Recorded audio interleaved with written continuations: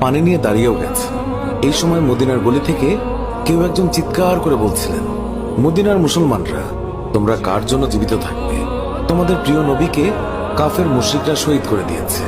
এই কথা যেই মাত্র হানজালার কানে পৌঁছালো, তখনই তিনি পানির বালতি ফেলে দিয়ে তার স্ত্রীর কাছে গেল এবং তার স্ত্রীকে বলল, হে আমার স্ত্রী, তাড়াতাড়ি আমার তলোয়ারটা দাও।